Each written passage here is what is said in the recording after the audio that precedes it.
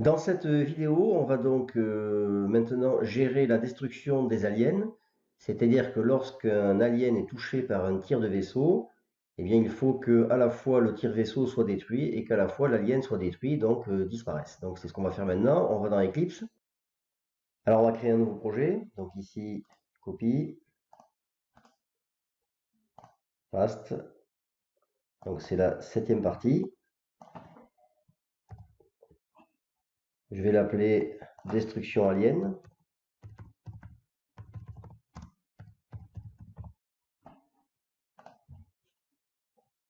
Je peux donc fermer le projet numéro 6. Alors ici, on va commencer par s'occuper de la classe alien. Et donc, on va modifier d'abord cette méthode ici qui est choix image, puisqu'ici, vous voyez qu'il n'y a que deux positions. Soit ici, pose 1 est un trou, auquel cas, on fait appel à l'image qui correspond à str image 1, qui a été déclarée quand on a créé notre instance d'alien. Et soit ici, on appelle str image 2 dans le cas où pose 1 est à false. Mais par contre, en aucun cas, on a l'utilisation de str image 3 ici qui correspond à l'alien qui est en train de mourir. Donc on va modifier ça pour le rajouter.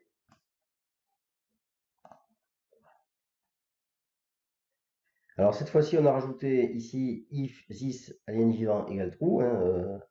Donc si l'alien est vivant, on va le dessiner. Évidemment, s'il est mort, on va le dessiner en train de mourir.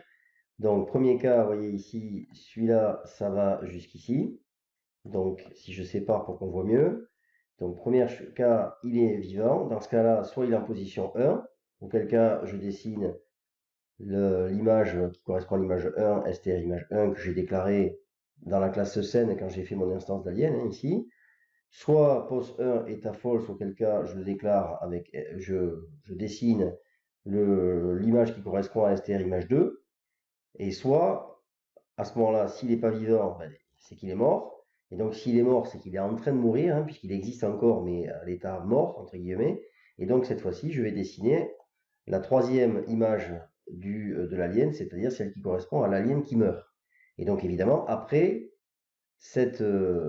ici, ça ne dessine l'alien que s'il existe. C'est-à-dire, quand je vais mettre plus tard mon alien à nul dans le tableau, il n'existera plus, donc il sera ni vivant ni mort, il n'existera plus. Et donc, dans ce cas-là, ceci, ça ne marchera pas du tout, ça ne sera pas utilisé.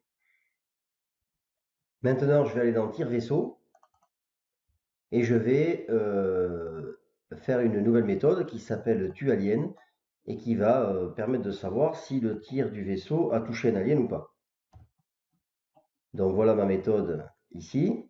Donc, comment fonctionne cette méthode? Eh bien, ici, elle prend en paramètre un alien. Donc l'alien, on veut savoir si on l'a touché ou pas. Donc on va parcourir tout le tableau et on va regarder à chaque alien si on l'a touché ou pas. Donc comment faire? Eh bien, on va utiliser le y-pos du tir, donc la hauteur l'ordonnée du tir. On va tester si cette ordonnée correspond à l'endroit où il y a un alien. Donc, en regardant si elle est ici inférieure à la position ici de l'alien en Y, plus sa hauteur. Donc ça nous donne le haut de l'alien. On regarde si elle est également au-dessus, donc cette fois-ci, du bas de l'alien. Donc on regarde la position du tir plus sa hauteur et on regarde si ça dépasse le bas de l'alien. Donc là, ça veut dire que si on est entre les deux, ça veut dire qu'en hauteur, on est bon.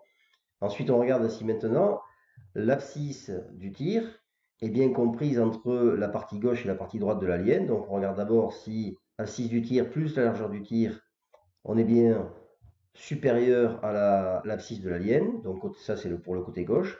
Et on vérifie également que l'abscisse du tir soit inférieure au côté droit de l'alien, c'est-à-dire à la position de l'alien plus sa largeur. Et donc si ces quatre conditions sont vérifiées simultanément, bien, ça veut dire que l'alien en question a été touché par le tir. Et donc ma méthode tualien, elle va renvoyer true. Donc on sait que dans ce cas-là, il a été touché. Et sinon, eh bien, elle renvoie false, ça veut dire qu'il n'a pas été touché. Donc voilà pour notre méthode tualienne qui est dans le tir vaisseau. Donc je la sauve. Maintenant, on va aller dans groupe alien. Je vais commencer par créer une nouvelle variable. Donc cette nouvelle variable, c'est un tableau. un tableau qui contient 2 cases, donc un tableau d'entier, et ce tableau va me servir à stocker la position de l'alien mort dans mon tableau d'alien, puisque lorsqu'un alien est touché, il va falloir ensuite que je le supprime du tableau des aliens pour ne pas le dessiner lorsque je dessine le tableau d'alien à l'écran. Donc voilà à quoi va servir cette méthode, pardon, cette variable, et cette variable va nous servir dans la méthode qu'on va faire maintenant dans la classe groupe alien, justement, pour gérer le fait qu'un alien est en train de mourir et puis meurt ensuite. Alors je vais maintenant créer 2 méthodes. Donc la première méthode qui s'appelle tir vaisseau touche alien. Donc elle va récupérer un argument, le tir du vaisseau, et donc elle va détecter si effectivement il y a un alien qui est touché. Donc comment on fait? Eh bien, on va parcourir ici tout le tableau, vous voyez ici, toutes les colonnes et toutes les lignes du tableau, donc tout le tableau d'aliens. À chaque fois, on va évidemment regarder s'il y a un alien dans la case, puisque il se peut que l'alien soit déjà mort avant et donc que la case contienne nul, hein, puisque lorsqu'un alien aura été tué, après il y aura nul à la place de l'alien dans la case. Donc si il y a quelque chose, un alien donc dans la case du tableau en question, qu'est-ce qu'on fait? Eh bien on regarde si la méthode tueAlien renvoie true, donc c'est-à-dire si autrement dit l'alien est touché par le tir. S'il est touché par le tir, qu'est-ce qui se passe? Eh bien, dans ce cas-là, sa variable vivant, on la met à false. Donc, ça veut dire qu'il est plus vivant, il est mort. Et donc, rappelez-vous, hein, lorsqu'il est mort, lorsqu'on l'a dessiné, eh bien, on va avoir la str image 3 qui va entrer en jeu. Donc, ça va être l'explosion de l'alien. Ensuite, on tue le tir, c'est-à-dire que ce tir, on met sa position en Y à -1, donc on le sort de l'écran, donc ce qui correspond à le faire disparaître. Et ensuite, on remplit notre tableau justement qu'on vient de créer avec la position de l'alien dans le tableau, c'est-à-dire que dans la première case, on met la ligne et dans la deuxième case, on met la colonne. Comme ça, on sait où il est, puisque cet alien, maintenant, on l'a identifié. Donc maintenant, deuxième étape, il faut le supprimer de notre tableau. Donc c'est ce qu'on va faire dans la méthode, c'est ce que va faire la méthode qui suit. C'est-à-dire cette méthode est chargée, quand elle est appelée, d'éliminer l'alien mort du tableau. Donc elle reçoit un tableau entier, voilà, alien mort. Hein. En fait, elle va recevoir ce tableau-là. Et qu'est-ce qu'elle va faire? Eh bien, elle va mettre la case en question du tableau des aliens à nul. Donc, c'est-à-dire, elle va supprimer l'alien du tableau. Maintenant, il faut que j'appelle ces 2 méthodes. Donc, cette méthode-là, je l'appellerai tout à l'heure dans la classe scène. Par contre, cette méthode-ci, je vais l'appeler dans la méthode déplacement des aliens que j'ai au-dessus, ici, voilà. Donc, je vais ici, avant de gérer le déplacement des aliens, vérifier évidemment que il n'y a pas un alien à supprimer. Donc comment je fais? Eh bien tout simplement, je vérifie au lancement de ma méthode déplacement alien que dans mon tableau alien mort, la première case n'est pas à -1, puisqu'on a vu ici au départ que si on n'a pas d'aliens qui sont morts, eh bien on a ici -1 dans cette case, donc ça veut dire qu'il n'y a pas d'alien mort à gérer. Par contre, s'il n'y a pas -1, ça veut dire qu'on a récupéré la position de l'alien mort à un tir, et donc évidemment il faut le gérer, c'est-à-dire le supprimer du tableau des aliens avant de les faire se déplacer. Donc c'est ce qu'on fait ici. Si on n'a pas -1 dans table alien mort de 0, et bien dans ce cas-là, on appelle la méthode élimine alien mort de façon à ce que la méthode élimine de notre tableau eh bien, l'alien qui est mort. Donc effectivement, on se rappelle ici que voilà, qu'est-ce qui se passe? Eh bien, dans table alien, eh bien, là où il y a table alien mort de 0, table alien mort de 1, donc ça c'est ligne colonne, eh bien on met nul à la place de l'alien en question, donc il n'y a plus d'alien à cet endroit-là. Et ensuite, évidemment, attendez que je retrouve la case. Voilà, et ensuite, ici, eh bien, évidemment, on réinitialise correctement notre table alien mort à 0 pour pas évidemment que ça refasse la même chose alors que l'alien est déjà supprimé. Donc ça, c'est la première chose. Ensuite, il va falloir appeler notre méthode tir-vaisseau touche alien dans la classe scène. Donc on va faire CTRL S ici, et ensuite on va aller dans la classe scène. Et donc ici, tout en bas, on va mettre à jour notre classe scène en rajoutant la méthode en question. Donc ici, j'appelle ma méthode tir-vaisseau touche alien, et elle prend en paramètre évidemment le tir vaisseau pour savoir si éventuellement il y a à mettre à jour le tableau des aliens suite à un alien qui serait détruit. Voilà, alors si je lance, je peux regarder ce qui se passe. Est-ce que ça marche? Donc évidemment, comme d'habitude, voilà. Je lance méthode et je constate que j'ai un petit souci. c'est que effectivement il m'a dessiné tous les aliens détruits. Donc si j'essaye de tirer, je peux tirer, mais ça marche pas. Et ça bloque le jeu. Et je constate dans la console qu'il y a un problème. Alors quel est ce problème? Alors le problème il vient d'ici. Donc ici apparemment il y a un problème. Ben, le problème c'est quoi? C'est dans la méthode dessin alien en fait. Ben, ici je n'ai pas tenu compte du fait qu'il y a des aliens qui peuvent être morts. Et donc vous voyez qu'en fait je dessine tout le tableau des aliens sans tenir compte du fait que peut-être ils sont à nul. Et quand j'ai un alien qui est à nul, eh bien forcément ici, quand je fais cette instruction, eh bien ça ne marche pas puisque je vais chercher l'image de nul et nul n'a pas d'image évidemment puisqu'il faut qu'il y ait un alien. Donc il faut ici que je rajoute une instruction de façon à ne lancer ici ces instructions que lorsque je suis sûr qu'il y a quelque chose dans la case du tableau évidemment. Donc c'est ce que je vais faire maintenant. Donc ici, je vais encapsuler ces instructions pour pas avoir de problème. Donc je rajoute if zistabalienne ligne colonne différent de nul. À ce moment-là, je lance ces deux instructions, c'est-à-dire choix image à pose 1 et ici draw image pour pouvoir dessiner, etc. D'ailleurs, je vais fermer ça pour qu'on voit mieux. Voilà. Donc ici, comme ça, on voit tout. Et donc ensuite, évidemment, il faut que je ferme ici cette instruction, donc que j'ai ouverte ici. Donc voilà, je vais la fermer ici, comme ceci. Et donc, je vais relancer pour voir ce qui se passe. Donc, je relance. J'ai le même problème. Je tire. Et là, je vois que j'ai de nouveau un problème. Donc, je cherche ce qui se passe. Donc, si je repars ici, je vois que j'ai un problème dans groupe alien, ligne 123. Alors, qu'est-ce qui se passe? Eh bien, j'ai toujours le même problème en fait. C'est que j'ai oublié là aussi d'encapsuler. Donc, à chaque fois, j'applique des instructions à tout le tableau. Et évidemment, dès qu'il y a des cases où il y a nul, eh bien, ça déclenche une erreur puisque je vais chercher expose de quelque chose qui n'existe plus. Donc, c'est ça qu'il faut que je fasse partout. Donc, ici, je vais rajouter également la même chose que précédemment, c'est-à-dire encapsuler mon instruction au cas où il y aurait nul.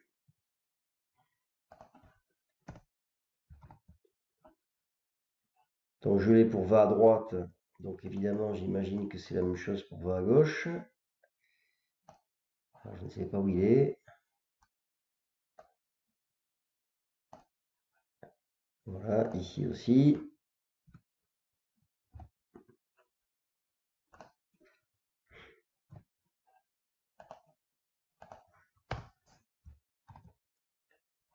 Donc j'ai déjà modifié ces deux-là, on va relancer pour voir ce que ça donne.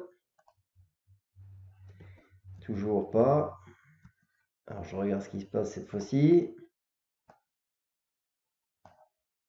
Donc groupe alien 81, même problème.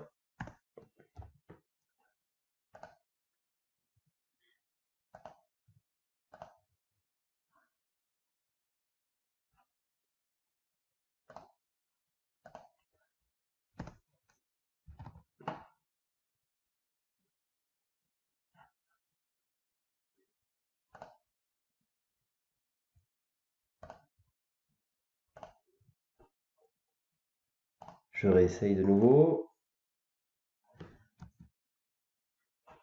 Toujours un problème. Cette fois-ci 104. Et c'est évidemment, vous constatez que c'est toujours la même chose. Donc je suis obligé de tout reprendre de façon à chaque fois trouver ce qui ne va pas. Donc ici, alors, il me dit donc groupe alien 67. Donc pareil.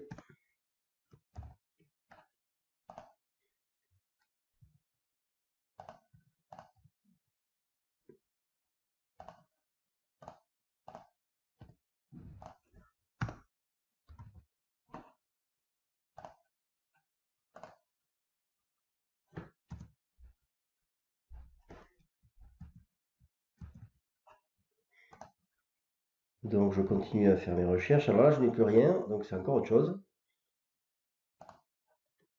Puisqu'il m'annonce plus d'erreur. Et simplement, j'ai une erreur d'affichage.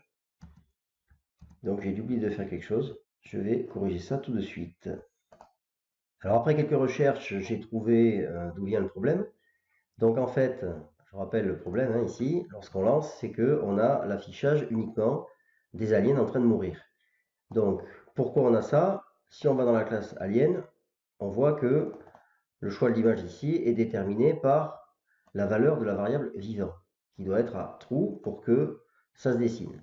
Et le problème, c'est que moi, j'ai oublié d'initialiser la variable vivant, donc c'est pour ça que ça ne fonctionne pas.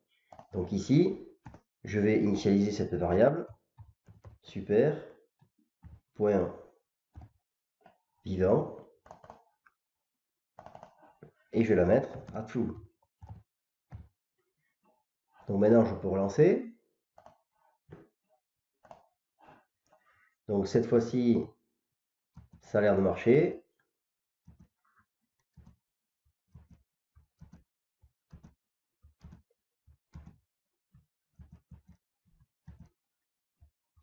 Et là, ça ne marche plus.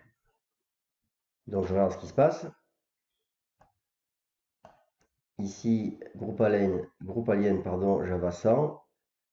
Donc j'ai encore un problème. Alors évidemment, j'ai le même problème que tout à l'heure. Vous voyez, ici, toujours pareil, j'applique des instructions. Je vais chercher des getX, des getY, etc. pour toutes les cases du tableau. Et j'ai oublié d'enlever les valeurs où les cases du tableau sont à nul. Donc il faut que je remette la même instruction que précédemment, c'est-à-dire celle-ci. Il faut que je mette partout où il y a besoin de faire appel aux arguments liés aux aliens qui peuvent être quelquefois à nul. Donc ici, CTRL V, l'indentation, et donc ici, comme ceci. Alors je vais avoir le même problème, donc évidemment, ici, puisque tu avais un get, voilà, donc ici, il faut que je fasse la même chose, je pense.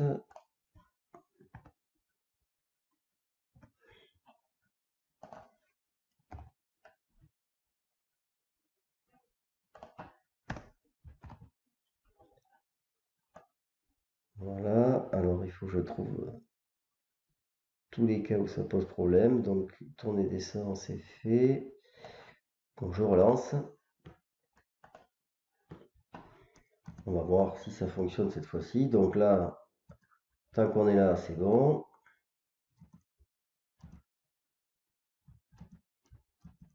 On va voir lorsqu'il descend. Donc là, c'est toujours bon. Et on va voir si lorsqu'il descend et qu'il tourne dans l'autre sens, il n'y a pas encore des choses que j'aurais oubliées, de façon à être sûr que tout fonctionne correctement. Donc pour l'instant, vous voyez que tout va bien.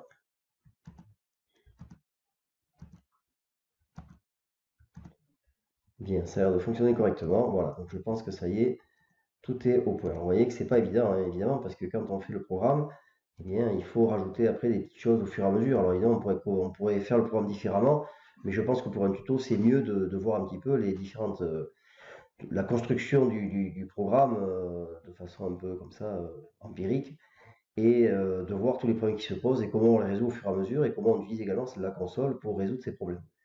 Voilà, donc c'est tout pour cette vidéo. Eh bien, je vous dis à la prochaine vidéo.